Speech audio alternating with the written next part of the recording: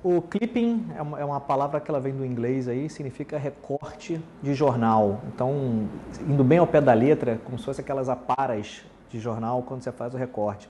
Daí vem a ideia justamente de recortar o jornal em busca de uma determinada informação. O clipping antes era feito de uma forma bem tradicional. Pegava-se o jornal na banca, direto na banca de jornal, ou alguém iria entregar na sede da empresa, vamos falar assim, a clipadora, né?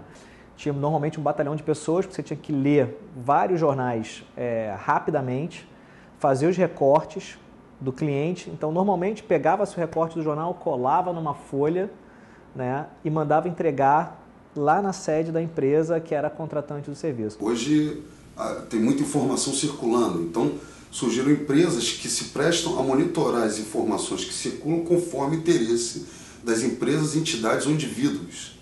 Então, o clipping é um serviço prestado, sobretudo, para profissionais de comunicação, assessorias de imprensa, no sentido de monitorar, recolher e informar sobre o que sai nas plataformas noticiosas. Hoje, com a internet, isso aí melhorou da água para o vinho. Então, hoje, na verdade, é tudo feito praticamente eletronicamente. Você coleta as informações direto na internet. Vários jornais, que são os principais meios de comunicação, já estão em formato digital. Então isso facilita muito. Você tem um ganho na qualidade de imagem, consequentemente na leitura, menos cansativo, né? Imagina você pegar uma folha de papel e ficar lendo lá aquele jornal. Alguns colocavam até o jornal original. Então aquela leitura cansava. Então hoje não, você tem aquilo digital. Você pode fazer uma busca por palavra-chave direto num texto, numa determinada parte do texto. E a rapidez, porque isso é feito durante a madrugada e já é enviado, na medida que você está coletando uma matéria, você já pode encaminhar para o cliente, né? Então, via e-mail ou disponibilizando um acesso para ele em alguma página, por exemplo. Na verdade, a gente não tem leitor, não existe mais uma pessoa lendo o jornal. A gente trabalha com softwares de reconhecimento de palavras-chave e usa a inteligência a nosso favor.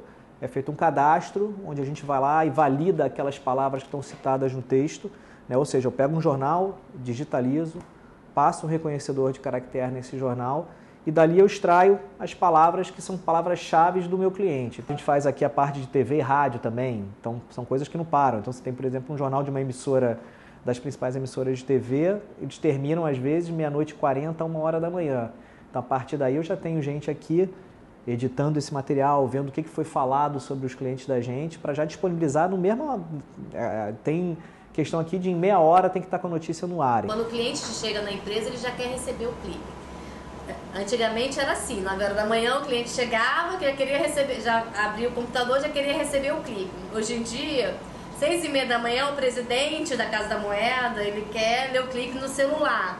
Entendeu? Os ministros estão malhando na academia, ele já fica lendo o clipe no celular. Então, quer dizer, cada vez está sendo mais ofegante, mais assim, essa pressão do horário, né? Cada vez mais cedo. As empresas hoje contratam o clipping para analisar dados sobre assuntos como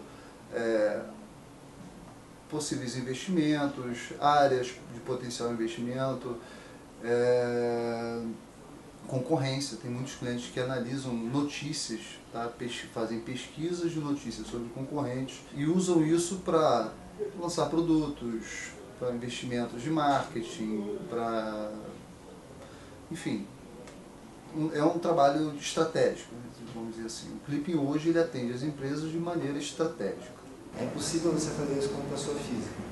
Então você precisa, no caso aqui da minha empresa, o Diagrama Comunicações, a gente, quando tem um cliente que inclui no contrato o serviço de clipping, né, ele quer saber o que saiu sobre a sua empresa, a gente subcontrata de uma empresa especializada que tem todas as condições técnicas, tem esse robô, tem o software, tem equipes, né, que fazem esse monitoramento. Ele serve como uma ferramenta estratégica de planejamento. Com o clipping você tem condição de perceber a presença da entidade que você representa, ou a presença de você enquanto artista, por exemplo, na imprensa, na mídia, de que maneira está sendo divulgado conteúdo sobre você, se positivo ou negativo, e ao longo de algum período isso se torna um arcabouço estratégico de informações para que você possa desenvolver seu planejamento estratégico, seu plano de comunicação, para que você possa combater determinada informação ou complementar alguma outra informação.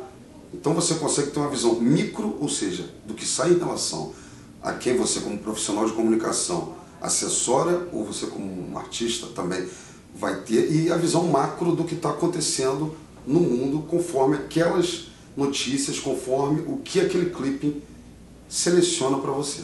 Hoje em dia o clipe está mais independente. Antigamente ia para a assessoria de comunicação, ia para o jornalista, assessor de imprensa do diretor da empresa, né, ou para o ministro, né, para o secretário e tudo. E depois o jornalista repassava, olha, saiu tal notícia. Hoje em dia não está mais independente, já vai direto para a pessoa interessada, no caso, né, os protagonistas das notícias, né. Então eu trabalhei para a STF, então os ministros eles recebiam isso 7 horas da manhã. Eles só chegavam no STF 2 horas da tarde, a sessão começava 2, 3 horas da tarde. Mas eles recebiam isso 7 horas da manhã, eles não saíam de casa, eles não iam para o STF sem ler o clipping, porque o nome dele está toda hora na mídia. O clipping é muito importante porque ele é usado para monitorar a imagem daquela empresa ou daquele órgão governamental, daquela ONG, o que seja. Né? As agências de comunicações, elas trabalham assim. Estão trabalhando com a notícia. Tem as notícias provocadas, tem as notícias espontâneas. As notícias provocadas são aquelas que eles fazem, os releases da instituição, e mandam para os jornais, e mandam, né, é o tal dos releases que vão para os jornais, que vão para as revistas, e também são procurados numa entrevista, alguma coisa assim. E as notícias espontâneas, que todo mundo quer que seja positiva, entendeu? São aquelas que são assuntos do dia a dia. Além do monitoramento, hoje as empresas oferecem, vamos falar assim, monitoramento de notícias tradicionalmente, monitoramento de anúncios, algumas fazem, outras não. Aí você tem também aonde você faz esse monitoramento, isso diferencia algumas empresas. Nós aqui fazemos esse monitoramento em todas as mídias. Então a gente cobre mídia impressa, que são jornais e revistas, internet, televisão e rádio. A internet hoje não é uma ameaça para as empresas de clipping, eu não considero uma ameaça, eu considero um aliado, um excelente aliado. Quanto mais estiver tendo informação sendo divulgada na internet, quanto mais sites estiverem surgindo, mais blogs estiverem surgindo. Hoje você não tem só os sites, hoje qualquer jornalista monta o seu site e vira um blogueiro e vira um disseminador de comunicação, de informação. Então, para mim, quanto mais blogueiros estiverem surgindo, quanto mais sites de notícias estiverem surgindo, para mim, melhor. Significa o quê? As pessoas não vão conseguir dar conta de monitorar todos esses sites. Acho que a tendência vai ser até essa, vai ser você parar de ficar enviando as notícias e enviar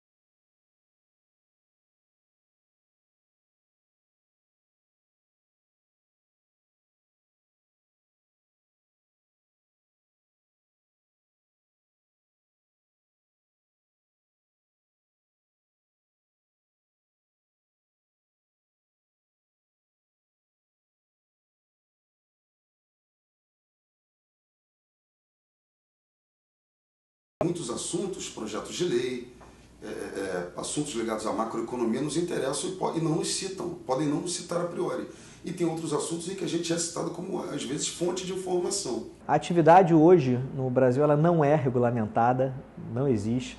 Apesar de ser um serviço bem antigo, não tem uma regulamentação. Agora está começando a ser discutido a questão de direitos autorais, mas é um serviço que não é regulamentado. A gente segue alguns sindicatos da área de comunicação, mas não é uma atividade que ela é regulamentada. Então, não existe ainda uma regra e agora isso está sendo discutido. Legalização, eu acho que está na atividade costumeira. Eu não sei. Eu acho interessante ter alguém no Congresso para poder legalizar essa questão, entendeu? Você, olha, atividade de clipe, atividade de recorte, indexação de notícias, tal. Criar uma lei para isso, entendeu? Que é uma atividade lícita. Em relação ao tema direitos autorais, assim, essa é uma discussão, assim, eu não considero que viole direitos autorais, mas eu acho justo que o autor, talvez, vamos falar assim, quem realmente escreveu a matéria, que tem algum reconhecimento melhor do que daquele trabalho que foi feito. Lá fora já existe, e é uma coisa muito bacana e funciona. Eu não acho que viola porque eu não sou concorrente deles.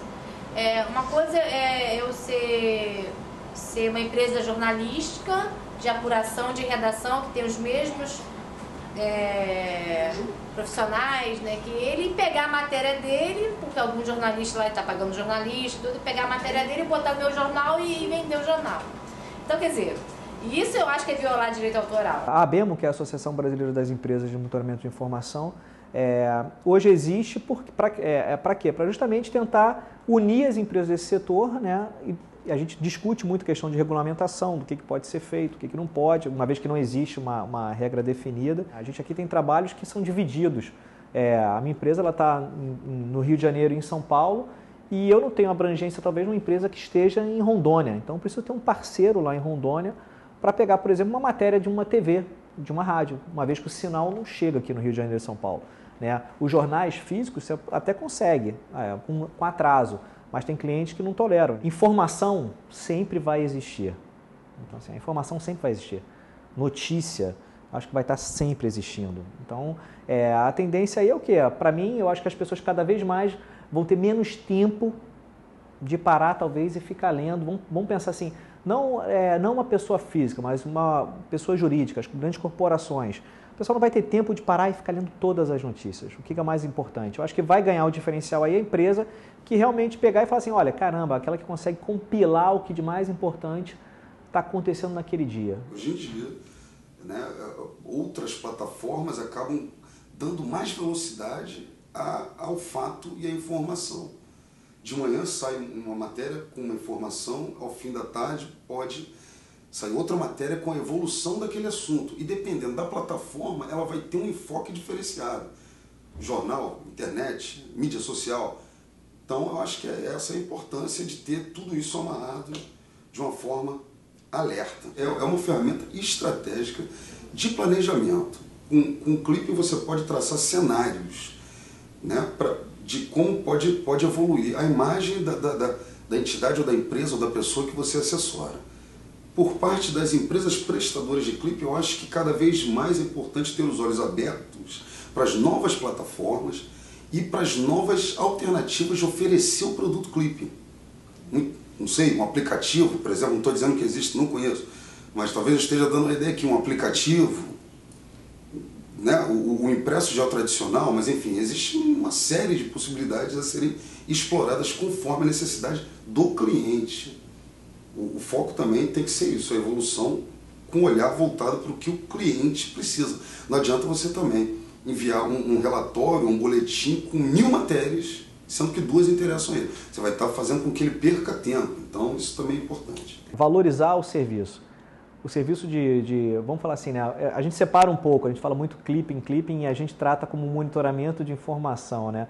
Por quê? Porque o clipping remete muito para aquela coisa, na nossa visão, aqui em Info4, o clipping remete àquele trabalho artesanal, lá atrás, de simplesmente retirar uma notícia, colar numa folha e enviar para o cliente.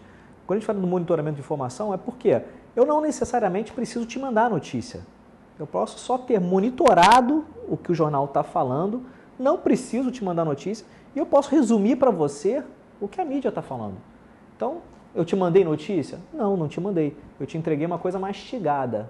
Então, daí por isso que a gente trata muito essa questão do monitoramento de informação. Hoje, nenhuma empresa, eu desconheço qualquer empresa vamos falar assim, de médio, grande porte, que não tenha um serviço de monitoramento de informação. Todas têm. Ou fazem dentro de casa, ou contratam de terceiros. A mídia como um quarto poder. Então, ela tem a sua força, né? Então, ela te levanta e te derruba.